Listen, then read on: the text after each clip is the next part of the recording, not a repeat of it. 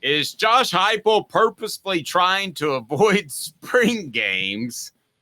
I'm just going to let you roll, my brother. You tell me what you think and why. So give me a couple of let's say building blocks to get a foundation started. Why in the world would he be avoiding spring games? It'll be next, but as far as the facts and the contributing factors and why you think so, give me those first. Okay, so Danny White spoke last week that the spring game right now is in flux because there are renovations happening on the south end zone at Neyland Stadium. It's possible that there's not a spring game. 2 years ago, this happened. There were renovations on the other end of Neyland Stadium, and the spring game was just outright canceled by Tennessee. Josh Heupel is the vaguest, most gamesmanship coach I have ever covered. I mean, he is the most, I don't want to call him a liar because he's not like Butch Jones, but he goes out of his way to not give you any information possible. It's honestly kind of frustrating, Dave. I think it's very clear to me Josh Heupel does not want anybody to see anything he's trying with anything with his program. The spring game last year was laughable. How little did he reveal in the spring game last year? It was stupid. Yeah, it was stupid. I think Josh Heupel would much rather not waste his time with it. I felt like the spring game last year was so contrived and orchestrated that they didn't want Nico to look great, and they wanted Gaston Moore to look better than he is. They did. You're right. They played Gaston Moore so much. Heupel didn't want people calling for Nico to be the starter. I mean, it was like Gaston Moore was going to pick up an NIL deal based off the spring game. Yeah, so Heupel doesn't want to reveal things. And he's so ridiculous. I mean, he doesn't want to reveal. I've never seen a coach want to reveal so little, quite honestly. And, as a media guy, I got to say, I'd rather cover Nick Saban and get publicly lambasted by Nick Saban the way he did to the media, because Nick Saban will give me more than Josh Heupel gives me, quite honestly, when you're covering those two coaches. Okay, so I'm going to reset our poll question. Do you care if there's an orange and white game anymore? So I'm going to put absolutely, I love it. And then I'm going to go along the lines of, nah, just win in the fall. Okay, so there we go. Our other question that started the day, so please take part in our new poll question, was the most important player not named Nico. And James Pierce got 30% of the vote. That was Caleb's. Mine was Brew McCoy, got 8% of the vote. Cooper Mays, which ended up being Caleb's, actually got 45% of the vote. Dylan Sampson with 17% of the vote. So let's see what we can do here, and you give us your thoughts. Absolutely love it, or no, win in the fall. Now, I'm going to go the conspiracy theorist with you for just a moment. You only have so many practices, okay, in full pads. Now, I hate to tell you, but they have full practice in summer. They're just not in pads. So that's the most breakable rule in the history of man. You're going to have practices, but they're just not in full pads. But the NCAA tell you whether or not they're full pads. So you only have X amount. I can't remember the number off the top of my head. It may be 16 full pad practices. One of those is taken up by the spring game, in which you don't want to show anything because it's nationally televised. And I do believe by nature, Josh Heupel is very secretive. So I'm with you. When I first saw it, I thought it was so conspiracy Caleb that I was like, this is maybe the craziest thing he's ever said. But I'm now with you. You've won me over. I think he would love to find a way each and every week, not announce that there's no orange and white game anymore. Make no announcement. Just kind of stumble up to it and say, well, we'll see every year, and it's not a big deal. It's like rain. If it happens, it happens. You overcome it. If there's no orange and white game, you overcome it. So tell me, on the message board, do you care if there's even an orange and white game? And take part in the poll at the top of the YouTube page. Do you think most fans even care if there's an orange and white game? I think they care if there's a first-year head coach installing a new system because they want to see what it looks like. But I don't think they care to this point with spring games, largely because Josh Heupel, as fun as his offense is, he doesn't reveal anything to you in the spring game. I mean, he goes out of his way to not show you anything. Do you remember when Nick Saban was trying to rebuild Alabama and they pushed to get 100,000 in Bryant Denny, which doesn't even seat that many, and they had people like in the circular concourses that went up. Do you remember that? Oh, I remember that was his first spring game. Yeah. Do you think he would do that now, or he would just as soon keep everything close to the vest? I think he would do it year one, but I don't think he'd care about it above whatever. Yeah, I don't think he would at this point. Nah. Well, actually, yeah, he wouldn't. I also know this, and you know this well, Dave. Nick Saban was a lot friendlier with the media when he was at LSU than he was when he was at Alabama. When Nick Saban needed to build his profile, he was very, very gracious in interviews and gave you a lot of good stuff. And then once he got famous, he's like, I don't have to do this anymore. I'm just going to be a total jerk to you guys. Here's my moment of clarity that tends to happen during every show because Caleb brings out the best of me. It's brought to you by Rick Terry Jewelry Design. They want to be your jeweler looking for affordable game day jewelry. How about the Fire Opals, the Tennessee tradition? RickTerryJewelry.com. RickTerryJewelry.com. So get in on the message board. You tell me what you think. By the way, the vote so far is completely 50-50. Do you care if there's an orange and white game anymore? Absolutely. I love it. 50% nod, just win in the fall. 50%. So let me ask you this. Who remembers the fan day? Bingo. Dad, blame it. Fallout Zone might be related to me. He's just a new listener. But we're on the same page. Who remembers the old fan days where they'd have players that would be sitting there and they would sign stuff for you? And it was before the orange and white game. It was early in the morning. So everybody got their stuff done. It was like 10 a.m. And it was essentially what Fallout Zone is saying with the autographs. Well, they stopped that. Why? Partly, maybe, because NIL, those things you're asking guys to sign, they're taking their time when they could get paid a couple of $100. Trust me, I've done the pricing. A couple of $100 for an hour somewhere else. That has gone away. That to me was more important than what they did at the orange and white game. I didn't even care what they did during the game.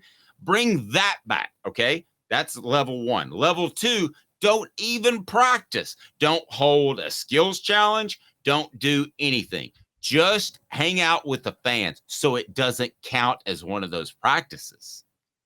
You're right. That's genius. Okay, so just have them come out. And only ask for 30 minutes. Say this group comes out for 30 minutes. Another group comes out for 30 minutes. Is everybody going to get what they want from Nico? Hell no. I mean, you're not. You're not going to get everything signed that you want from Nico. He's going to have 10,000 people around him. That's what I would do. To heck with the practice. Just hold a fan day in Neyland Stadium. So this is okay. So I have to ask you, Dave, because we talked about this about a few weeks ago. Tennessee is way ahead of its fundraising goals. They have that $500 million goal under Danny White. Oh, I know. Everybody's doing it. This is the absolute best fan base in the world. Go ahead. Here's my quick. I was thinking about this because they're next to the spring game.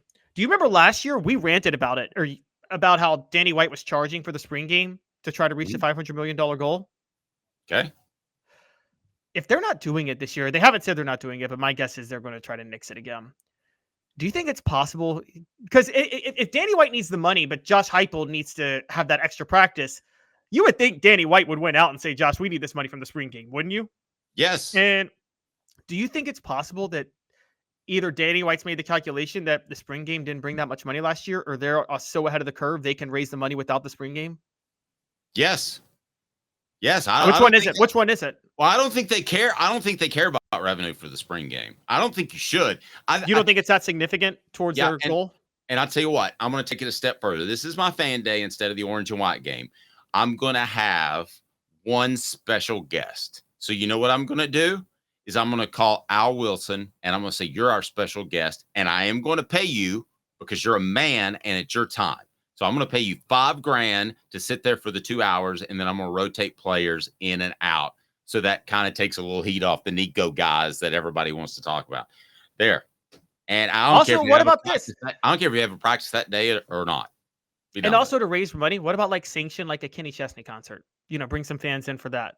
Well, here's my concern. I want the fan that can't afford the tickets in the fall to be able to go to my event. So if you start bringing it in, then you got more cost involved, and you're going to have to start. But you got to raise money somehow. This is the whole point of it. How do you? Why? Well, this is why he charged for the spring game last year. No, this is wrong. That was stupid. You're one event. You don't worry about money. You worry about growing a fan base. My 18-year-old son has never seen Tennessee worth a damn. I mean, think about that, Caleb. That fan base. You don't have to grow the fan base in football. You don't have to grow the Tennessee football Caleb, fan base. I swear you do. Not grow the fan base, but help that foundation. Anybody that is significantly younger than you, you're in your mid-30s, anybody that is in their early 20s thinks of Tennessee as a joke football program. That's a fact. And if you go over there and you build some goodwill with 12 to 16-year-olds that their dad takes them over there and says, I swear they used to be good. Believe it or not, they used to be really good. Don't worry about money. Make it free. I'm telling you, Caleb, there's a different. Do you think of the Tennessee Titans as a true Super Bowl contender? Maybe because you remember 2000, but most people don't. Like my son sure doesn't. Well, no, I've been tortured by the Titans for too long now, for the last 11 years, so I definitely don't think of them as that. But where I met, obviously Danny White started charging for the spring game last year because Danny White was concerned that he won't make the $500 million revenue goal. And that's why he did it. If you have 20,000 people show up for this thing and 15,000 are younger than 18 years old, and they never forget that because they got an autograph from Nico, Dylan, Pierce, whoever, that's worth it. Forget about the money. And if you raise 499 instead of 500 million, too bad. Sports Treasures carrying over. Hold on. Sports Treasures carrying over 5 million Sports Treasures, so much more. Follow on Facebook. They had a Hendon Hooker autographed helmet that was simply awesome. Daily updates, best sports memorabilia, facebook.com. Go to Sports Treasures TN and follow them today. Sports Treasures TN. All right. So you were going to say, Caleb? I'm going to get us canceled for this, but I got a way to raise money, and it's a Lady Vol car wash. Yeah. How did you get so sidetracked? Okay. So you can do. Sorry. Okay. If you want to do a Lady Vol car wash, I guess you could do that. That's not what I would. But I'll tell you what I would do in all seriousness. I would have the basketball team there too. I would have the Lady Vols. I would open it up. Okay. If you're smart. All right. Who's the smartest football player? The smartest two football players I know right now on Tennessee's roster. You want to guess? Two smartest players? Oh, you have them. You have them with you. Thank you. They were smart enough. We're not paying them now what we were paying them then. It wasn't a ton of money. Okay.